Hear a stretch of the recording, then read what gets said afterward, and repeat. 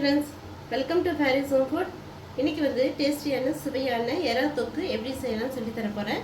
இது ரொம்ப சூப்பராக இருக்கும், டேஸ்டியாகவும் இருக்கும், இது சிம்பிளாகவும் இருக்கும், இது பேச்சுலருக்கும் ரொம்ப ஈஸியாகவும் இருக்கும். வாங்க இது எப்படி செய்யலாம்னு சொல்லி தரேன். வீடியோக்குள்ளே போய் பார்க்கலாம். வீடியோக்குள்ளே போய் பார்க்கறதுக்கு முன்னாடி நம்மளோட சேனலை சப்ஸ்கிரைப் பண்ணாதவங்க சப்ஸ்கிரைப் பண்ணிக்கோங்க. தேங்க்யூ.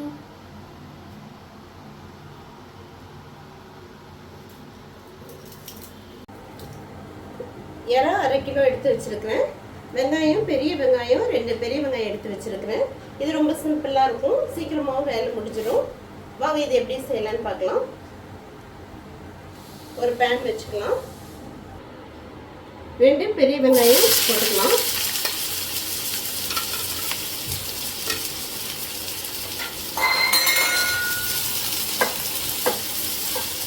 நல்ல வெங்காயம் வதக்கிக்கோங்க.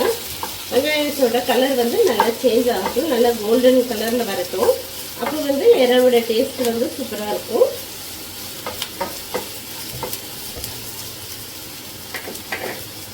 எடுத்து வச்சிருக்கிற கொஞ்சம் கருவேப்பிலை ஃப்ரெஷ்ஷாக போட்டுக்கலாம்.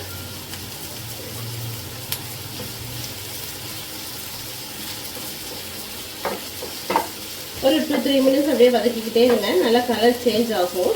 பச்சையாக போட்டால் எறாவோட டேஸ்ட்டு கண்டிப்பாக இருக்காது, அதனால நல்லா வதக்குங்க, அப்போ தான் டேஸ்ட்டாக இருக்கும்.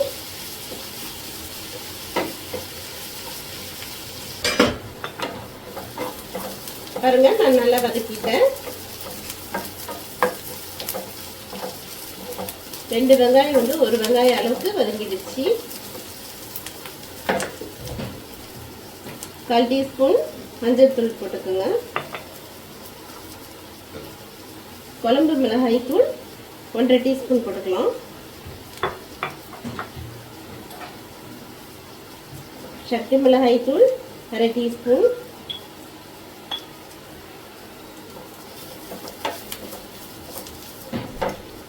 ஒரு பெரிய தக்காளி,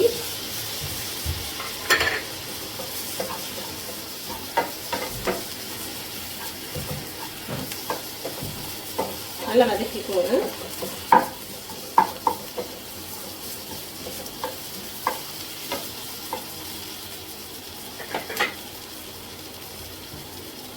எடுத்து வச்சிருக்கிற எறாவை போட்டுக்கலாம்.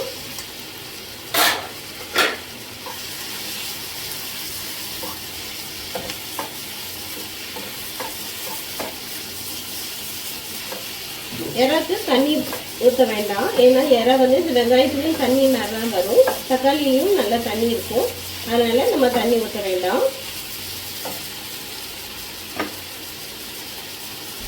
தேவையான அளவுக்கு உப்பு போட்டுக்கலாம்.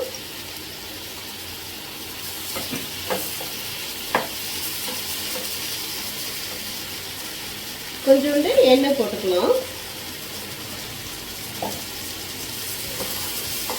அடி பிடிக்காம நல்லா கிண்டி விட்டுக்குங்க.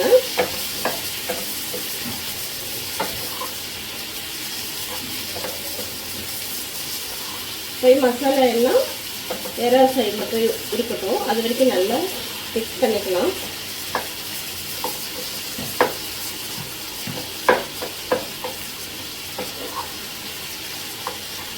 நல்லா தக்காளியில் நல்லா நைஸாக அப்படியே அமைக்கி விட்டுக்கோங்க, அது நல்லா ஸ்மூத்தாகிடும்.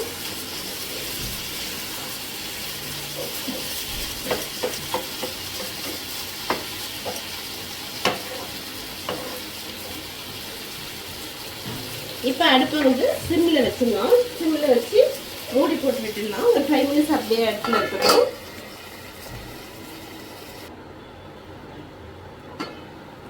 மூடி ஓப்பன் பண்ணி இடையில கிளறி விட்டுக்கோங்க. பாருங்கள், ஒரு 2-3 மினிட்ஸ் தான் மூடி போட்டு விட்டேன். அதுக்குள்ளே பாருங்கள் தண்ணியாக இருக்குது. நான் தண்ணி எதுவுமே போடலை, ஏன்னா தண்ணியெலாம் போட்டால் எறா ரொம்ப ரப்பர் மாதிரி ஆகிடும். அடுப்பு சிம்மில் வச்சிட்டாவே அதுலேயே தண்ணி வந்துடும்.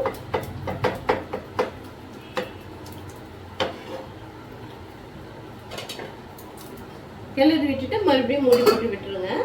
இடையில கிண்டி விட்டுக்கோங்க, இல்லைன்னா அடி பிடிச்சிடும்.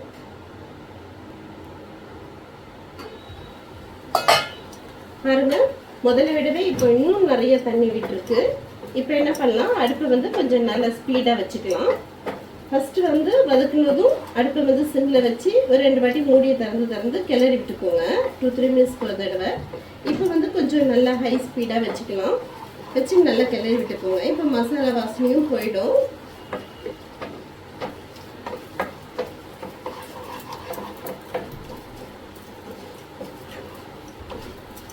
இப்போ நம்ம வந்து ஸ்டவ் வந்து ஹை ஸ்பீட் தான் வச்சுருக்கேன். நல்லா கிளறி விட்டுக்கோங்க. உப்பு காரம் எல்லாம் செக் பண்ணிக்கோங்க. ஏன்னா வந்து ரொம்ப நேரம் வேக வைக்கக்கூடாது. வேக வச்சா அது ரப்பர் மாதிரி ஆகிடும், டேஸ்ட் இருக்காது.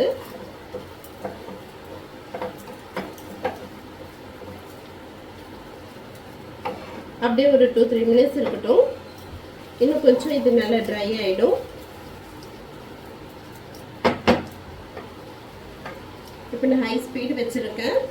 ஒரு 2-3 மினிட்ஸ் அப்படியே மூடி வச்சிடலாம்.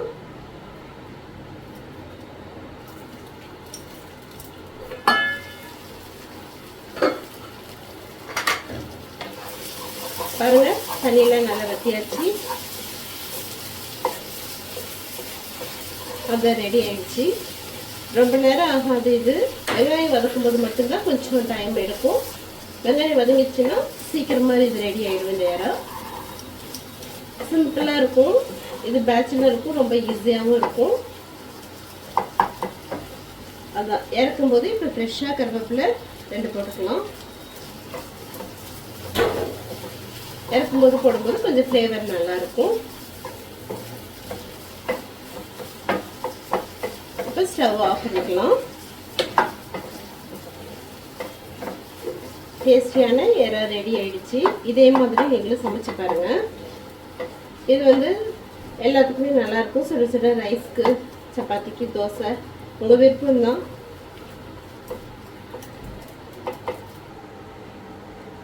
அவ்வளோதாங்க, முடிஞ்சிச்சு. இதை வந்து ஒரு பிளேட்டுக்கு மாற்றிக்கலாம்.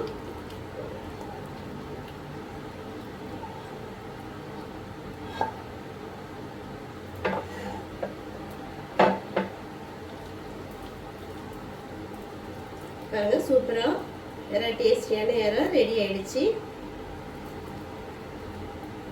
இதே போல் நீங்களும் சமைச்சு பாருங்கள்.